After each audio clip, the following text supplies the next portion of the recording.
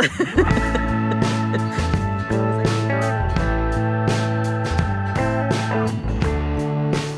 going on, everybody? Welcome back to the channel. And if you're new here, I am Josh. This is our puppy Willie, and Ashley's on the camera right now. This video, I wanted to talk about what all it takes to run a 42-inch tire as far as, you know, your axles go and how much you're going to have to cut. So this has been a requested video. I've gotten quite a few comments on our YouTube about it, about how much I had to cut, what is all involved, and everything else. So I figured I'd make a real quick video on what we had to do to run them, because there is an extensive amount of cutting when you're running a 42-inch tire. So first and foremost, you need a wide axle. You can't run, you know, your stock axle, because then you're going to be limiting a ton of stuff. Even the people running the Ultimate Dana 60s, they measure out at 68.5 inches wide, wheel mounting surface to wheel mounting surface. So the people that run those, they have to limit their steering to 6 3/4 inches, when if you run, our axle is a Super Duty Dana 60, so we still have our full 8 inches of turning.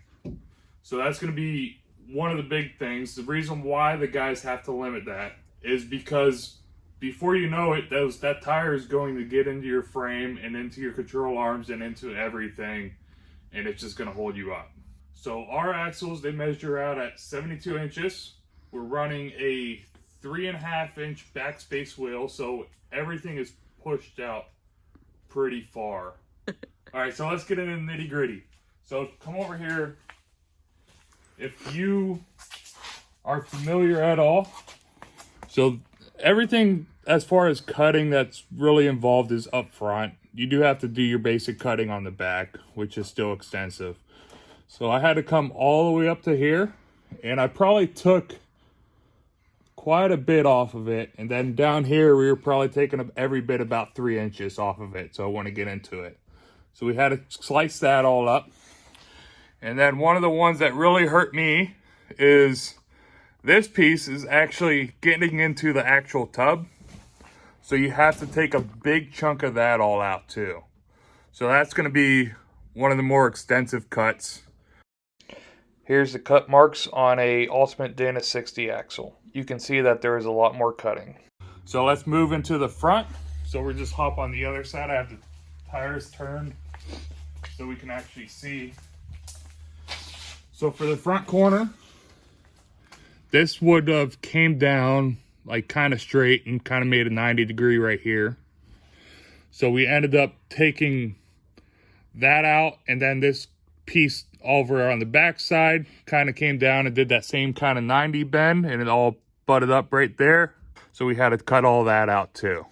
And I had to add a hockey puck or 1-inch bump stop. So this is just a bump stop extension, right?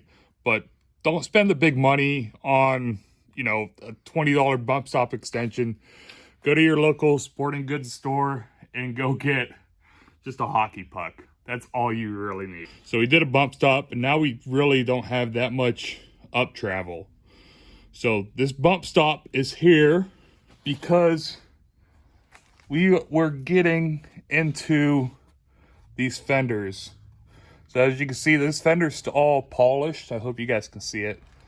So this little bracket here is all polished, and that's even with the bump stop, well, the bump stop extension. So we've had to just rub on that. Eventually I'll get some aftermarket fenders where these cut fenders aren't working anymore. So I have to get aftermarket fenders, and then I can cut that all out, and then that'll be one less thing to worry about. For those of you who notice, we don't have a front passenger fender. Yep. Yeah, so we don't have a front passenger fender. It's been getting ripped off every time we would stuff. Because how this fender cut works is it comes out, and then it makes an ever slight angle down, and then it kind of gets into this tire. So this tire was just ripping it off. So that's really it. That's all the cutting you do on the front. Like I said, this is a big cut. All right, let's go to the back and I'll show you all the cutting we had to do in the back. So our back axle is a Chevy 14 bolt, everybody's favorite axle, right? And it's my favorite. I love the 14 bolt. They're easy to set up and they are cheap. Very, very cheap. And when I say a 14 bolt is my favorite axle and they're cheap, let's show you guys this one. So like, you can literally pick these up for $100. At least in Northeast Ohio. Maybe out west they're more expensive, or down south they're more expensive. But in Northeast Ohio, I think I got these ones. Well, one of them I got on trade for like $100. The other one I think I spent 125 bucks for. So, best axle, and they are cheap. Very, very cheap, guys. Start putting 14 bolts in all your crap. So, that 14 bolt, hands down, best axle ever created. You can flame me in the comments. I don't care. Go ahead. All right, so we had to, for the back, we actually had a starter cut up to here. So we started it there, and then we just worked our way down. And as everybody probably knows, we'll get a picture too, is this corner came probably all the way out to here. So we probably had to take another 3 inches or so off of that. So that all got cut. And another one that we had to cut, well, I actually cut this one once, and then we were on the trail, and it was still catching. So I actually folded that one over with a hammer. But we'll show you the other side. It's probably a little bit easier. So we did have to cut back here. Let's go show you guys the other side where I didn't have it folded over. So yeah, if you guys can see it, this is a huge hole that opens up when you cut it. A huge hole, like, you know, 2 fingers wide. And it's just big. And then down here, we had to cut it because this would have ran from kind of on a straight line from here to there. This front is all stock. We didn't cut any of this. So one of the benefits to having the wide axles is this tire actually sticks out past this little seam. So when we're flexing everything, it's actually pushing that tire further away.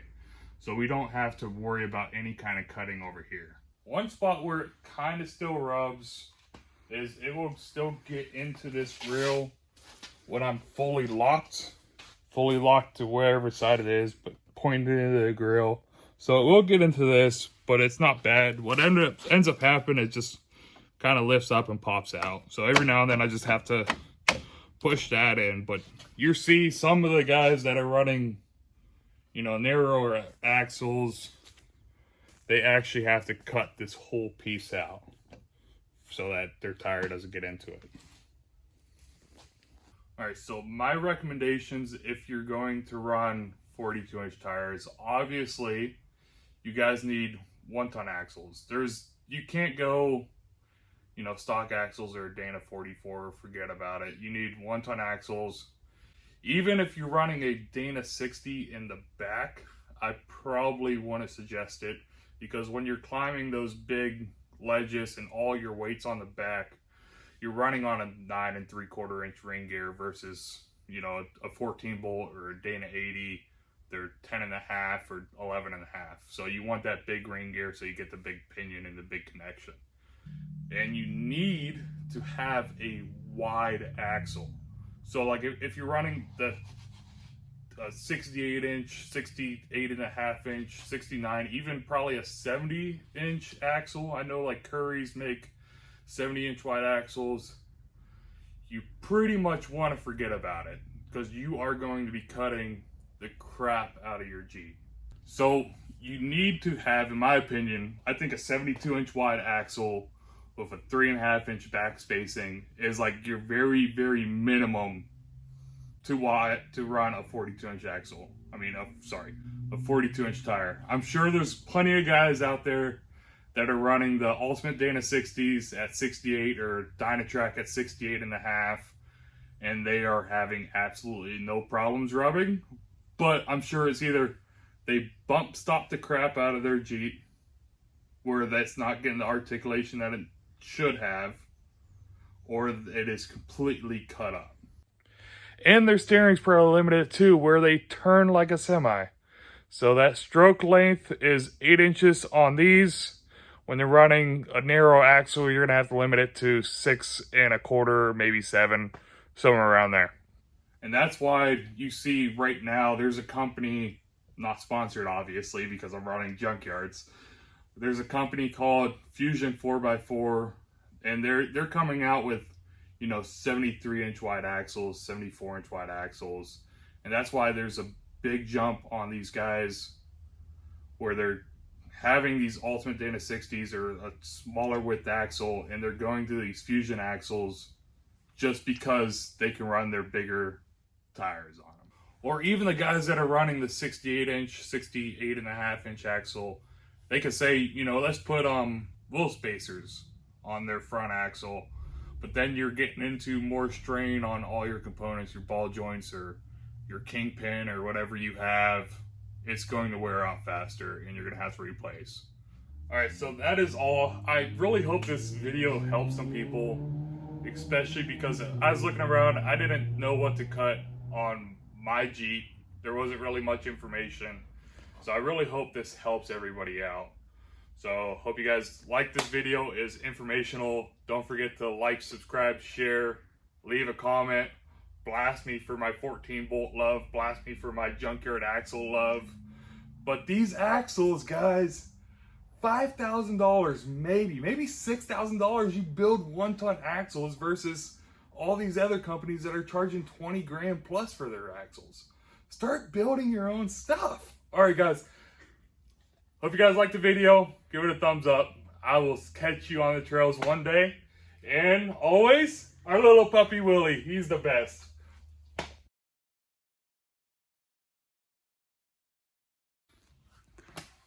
So Josh, question you're probably going to get is, how were you able to determine how much you had to cut? You're videoing right now? Okay.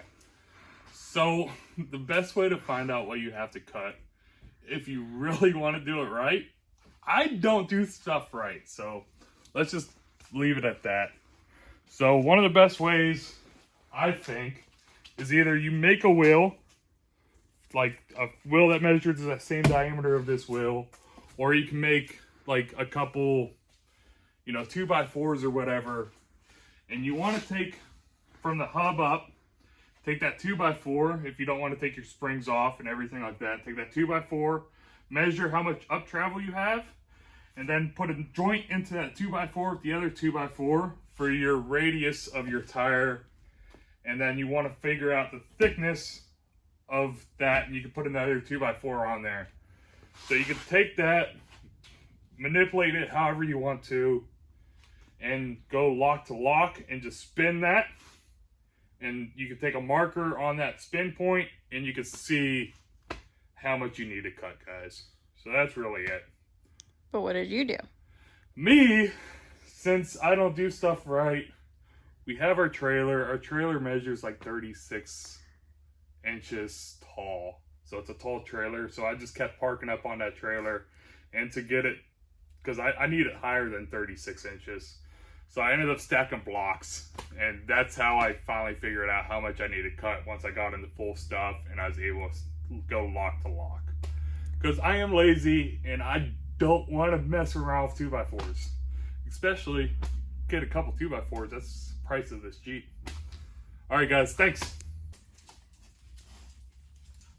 Gotta get a quick pet in. You gotta dump him on his head. Rub his belly.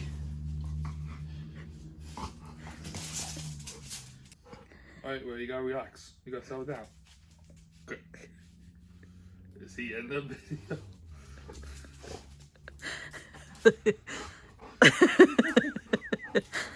He's like a puppy movie star.